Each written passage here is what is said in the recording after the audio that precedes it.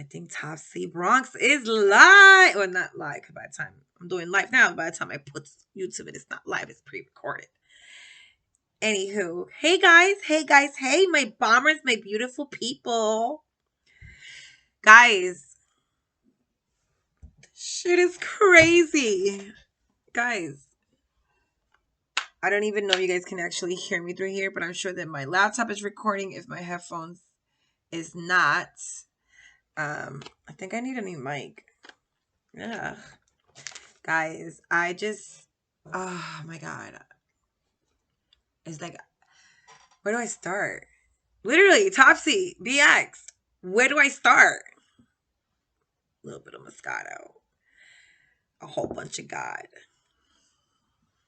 Oh my God.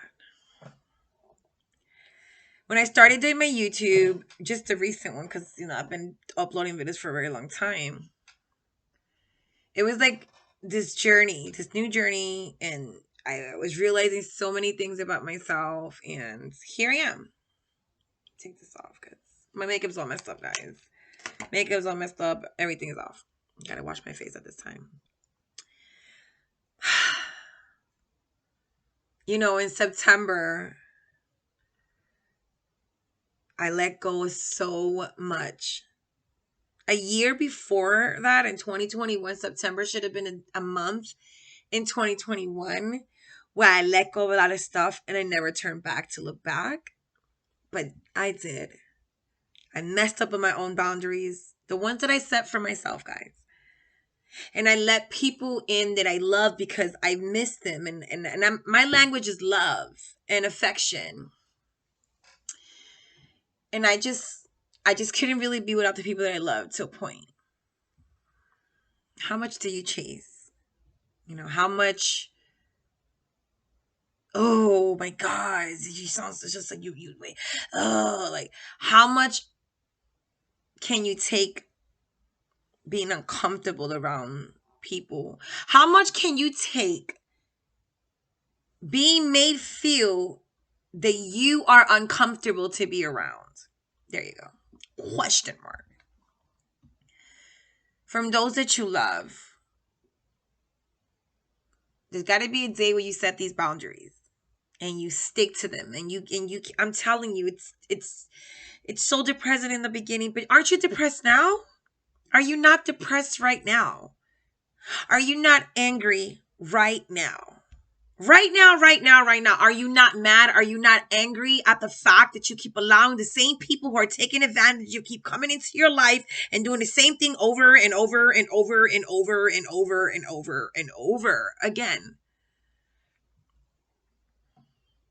When is it that you're going to say to yourself, I have to be uncomfortable with being uncomfortable. I have to get comfortable with being uncomfortable in order to be comfortable in my life. In order to find true happiness. How do you interpret that last thing I just said? When I say true happiness, how do you define that?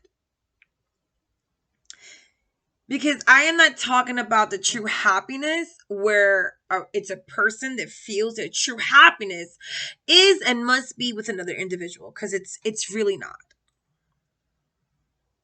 I suffer from bipolar 2 disorder, and I am in remission.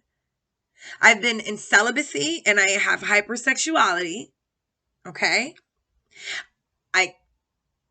No matter how much I've gone through the frustration of not having sex and falling into the depression and just like many hot showers, cold showers, and just allowing myself to feel my feels in order to get through the symptom. When I'm in that episode, always knowing it's an episode and it's going to end. It's an episode and it's going to end. And I really want to dedicate this to Michael on Facebook, and I won't say a last name, of course, who I've never seen such a post. I'm almost the only one. Where there's someone who's hypersexual and restrains himself and holds themselves back. Actually, actively, is is celibate, or doesn't want to, it's a man who has self-respect, self-love, doesn't want to be quote unquote fast. Let's do that instead. I'm on a public channel. Who doesn't want to be fast.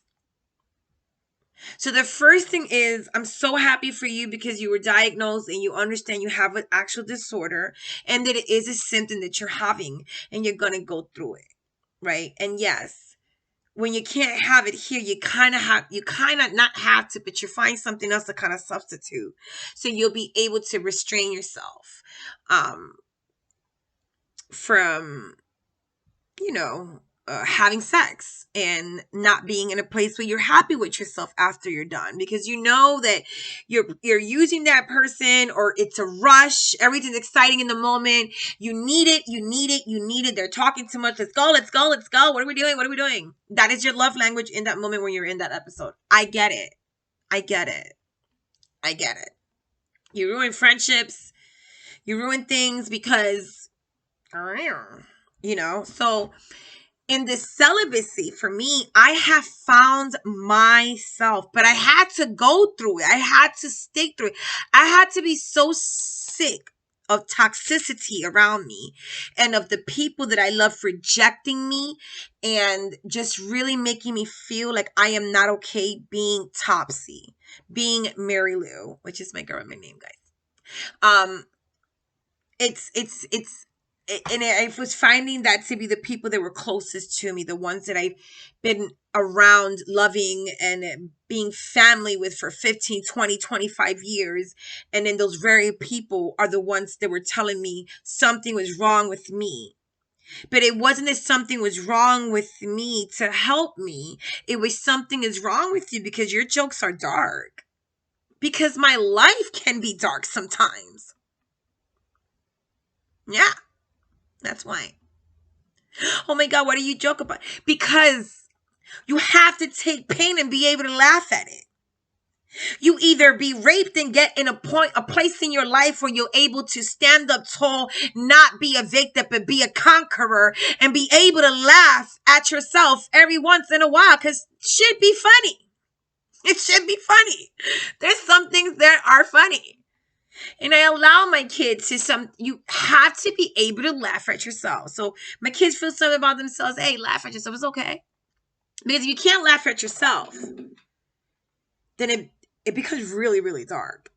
So to be able to laugh at yourself if it applies, right? If it applies, to be able to feel your feels. Give yourself those minutes, honey. Give yourself those minutes to feel your feels. And then conquer it. So I'm going to need to get up and conquer it today. Because if we stay too long in those feelings, it becomes depression. So we have to know how to throw the rod back in and sink it back out. We got to fish it back out. Fish it out. We got to fish it out. Because you're not a victim. And hell, you're not even a survivor. You're a conqueror. Forget I realize that surviving means that I am surviving on a day-to-day basis. Every single day I get up and I'm trying to survive.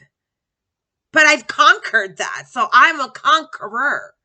Which means there are times that I get up and I feel like I need to get through in order to survive that day. But that is not on a daily basis, because for me, what runs me is my God.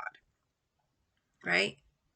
Don't worry about my spirituality. Don't worry about my religion. And don't worry about what I believe in. Just know that I believe that God exists. Right? I believe that he loves us all. And even in the book, he states that he made me in his image. So if he made me in his image, how can I be so broken that I was not supposed to be this way in order to have a testimony to come on through to help you? Y'all not hearing me. Y'all not even feeling me. You know what I mean? So your story matters. You are a conqueror. You choose to be a victim. You choose to survive. Sometimes we have to get through and we're surviving. And then we have to have a conqueror mentality. I was a victim. There's different levels to this shit. So I was a victim. And then my mentality started to change. I realized what the definition of victim was. Then I became a survivor, right? Bipolar survivor. And I just recently realized that I am a conqueror overall. I've conquered so many things that were created to like kill me. Sometimes I sit back and I think about past relationships, growing up, in my upbringing, looking around and just kind of seeing the people who are around me, people that I give second chances to, they give me second chances and vice versa. Acknowledging my wrongs when I think I'm right.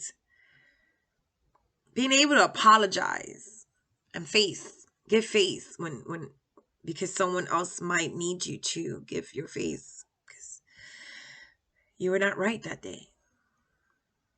When we get up every day and we do try to live righteous, it does work.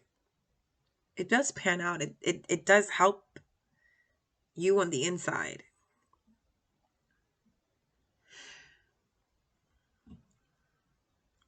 You have to be able to accept yourself where you are, whatever journey you are in that moment. So if you stop for the millionth time smoking today, then that's where you're at. Today, this is where we're at. We stopped smoking today. This is where we're at. And we're going to start tomorrow completely brand new, blank canvas. Just new. And you could do that 1,000,001 times. Because for 1,000,000 more times, I'm going to fall into a depression. But 2,000,000 more times, I'm going to get up. Because 1,000 times is not enough. I'm just never going to give up. Now that I'm in a remission, I am more like, I cannot stress to you what this time to myself has been. And I think I needed to fall into that rebound situation, entanglement, rebound, because was it really a relationship? No, not really. I had to have fall into that in order to be able to be here right now. I can hear him clearly when he talks to me. It's like I have that third eye is finally open again, and I can hear clearly. I can see clearly. I can feel the gifts that he has blessed me with and he has given me.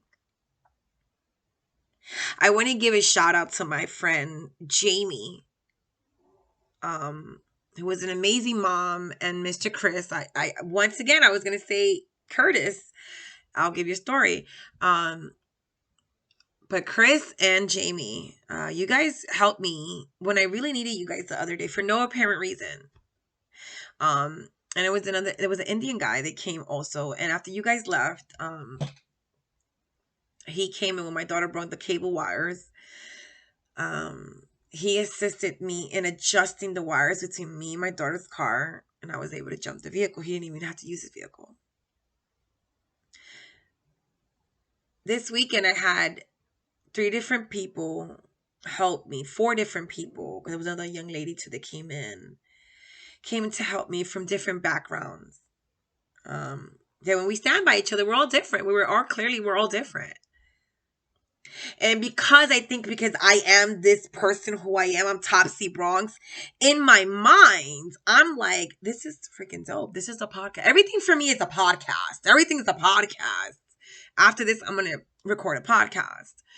I just want to thank you guys. I want to thank you for being so selfless, for your kids, Jamie, for being so well behaved. Seriously, like they were super freaking well behaved in the car. I mean, I was losing my shit, and her kids were chilling. They understood that there was an assignment. Jamie didn't even take back. She didn't even take $10 that I offered her what I had in cash. Because Chris had, when he put the wires in the vehicle, he connected one of the wires to my other, I got like little 2 battery compartments. And I kind of picked it up on it quickly. So it started to melt and I was like, ah. And so the point is we pulled it out, whatever. And this poor woman's cable wires were burnt, guys. They were burnt. She acted like me. When I meet people like me, I don't know how to act. It is difficult to interact with that. One, I'm bipolar, so I am naturally like that, but I am an introvert, so I seek back. So I'm a performer. I come here, I'm able to talk to you guys, I'm able to be Topsy Bronx. And then I put my Mary Lou hat on, and it's business. And I love it, because I am literally a chameleon. The guys, you would love me at work. Like, if I can have a camera follow me around, I'm in my car Ubering. Guys, we're going to do an Uber Eats topic. Because this shit is hilarious. Oh my God. I got like Uber Eats horror stories I'm going to do. Where was I? Was it interesting though? Because I forgot. Anyway, the point is, guys, there was no reason for them to help me. And I just want to thank them because Chris was literally in the optical place getting an eye exam. So I'm sure this guy was dilated. I didn't even think about that. Poor guy's helping me. Eyes most likely dilated. Then he had to run back and say, get his glasses fitted. And this other lady comes by. And the poor Indian guy, he kept looking. But it's not like he volunteered. But when I asked him, he just came right over. And that's just another example that sometimes you just can't assume that people want to help you. You just can't assume that they don't know the situation. They don't know you waiting for AAA. Oh, they don't know. You don't know what. So if you need help, lesson here, guys, is you got to ask for SOS, ask for help. And I found myself that as I've been working on that for the last year, I'm more like, I'm more free to go ahead and ask for the help that I need. Oh my God, I gotta let you guys go so I record a podcast. I'm gonna be doing this podcast till like 1 a.m. and then I gotta get up tomorrow. Guys, I have a big week. That's the whole point of coming here, guys. I'm gonna record a podcast. I'm gonna go record a podcast right now. I have a big, I know my new job and what I do is like, I'm not even talking about it. Because I got so many haters out there, guys. I'm not even appreciating this shit. So it's major. It's big. It's great for me and what I do in my business. With tbronx.com, I help people fix their credit. I can submit your rent, to help you with your credit. I could do a few things. Ooh, that's such a big, I'm sorry about that. I think I burped out. Anyway, I can do so much. And so with this new career path that I'm walking into, it actually falls in line with me wanting to eventually become a real estate agent in the future, wanting to complete and finish my insurance license because I didn't finish it. I started and never finished it. Get my certification for my taxes. So all of this plays into my business, what I'm going to do now. So I don't know crap about this field. Basically, it's what I'm saying to you. But what I am going to tell you is I was able to improve my credit. Me. I went from a 510, 520. I am now at a 615. And I know that for many, it's like, oh my God, that's so little. It's a big deal. It's a big deal. It's a big deal when you're working 2 or 3 jobs, you have children, functional disabilities, you're running around, your car stops working, you're stuck for 2 hours, people are jumping your car. Like, you're literally acting as if just everything is great while everything is falling apart. And yet, so, guys, just know that this is going to change our life. I'm sure you guys hear my son whispering. Anyway, I'm gonna let you guys go so I can tuck my king in. It's late. It's 11:12 p.m. I'm gonna record a podcast soon, but just know that what's ahead of me, guys, it's amazing. I hope that if someone or those people who are follow my page and so when I first kind of started this particular channel, how I was in a relapse trying to climb out. I quit the cigarettes. I was in a relapse, and, going through that ups and downs of the cigarettes, the vaping completely quitted. A lot of things in the back scenes. And if only I can tell you, guys, it is getting better, better, better. I'm in full remission. I barely get it down to those depressive states. I'm so happy in the place that I am with my kids. Of course, I'm bipolar. So I'm going to, every day, I deal with triggers on a daily basis. That doesn't make me perfect. What I'm saying is that overall, I am in a really great, happy place.